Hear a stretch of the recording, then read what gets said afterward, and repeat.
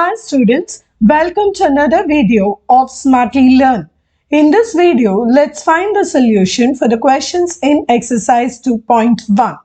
Find the degrees of the polynomial. So in the first subdivision, they have given us 2x squared minus 5x plus 3. So first let's find the degree of each term. So what is going to be the degree? It is the highest power that a variable has. So in this case, the highest power is going to be 2. So the first term, the degree is 2.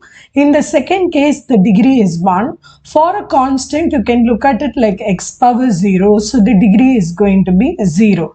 So if you see an entire polynomial, the highest degree is going to be equal to 2. So that will be the degree of this particular polynomial. So the degree of this particular polynomial is 2. Now let's see for the second subdivision.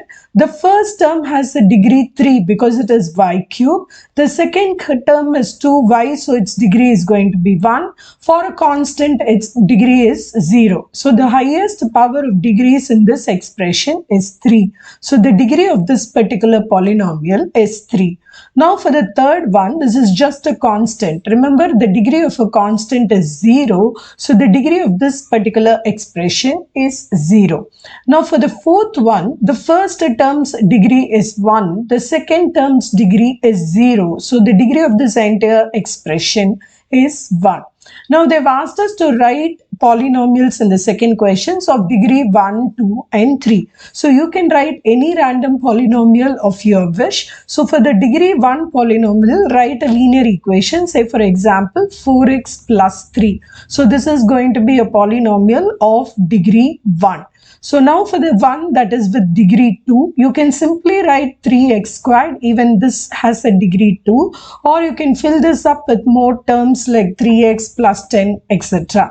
And finally for the degree 3, you can write 8x cubed, say minus 5x squared plus 10. So here the maximum degree is 3, therefore the degree of this particular polynomial will also be equal to 3.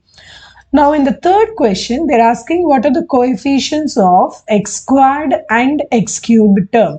So let's search for the x squared term. So this is the x squared term, which is plus 6x squared. So the coefficient of x squared is plus 6. Now they're asking what is the coefficient of x cube. If you see the x cube, it is 3 minus 3x cube, which means the coefficient of x cube is minus 3. Now in the fourth question, they're asking what is the coefficient of z in the polynomial 4z cubed plus 5z squared minus 11. If you look into this polynomial, there is no term with z. So you can look at it as plus 0z. Because anything multiplied with 0 is 0. So the coefficient of z in this particular polynomial is going to be equal to 0. For the last question, what is the constant term of the polynomial 9x cubed plus 5x squared minus 8x minus 10? When you write the constant, you should also carry the sign along with it. So the constant term for this polynomial will be equal to minus 10.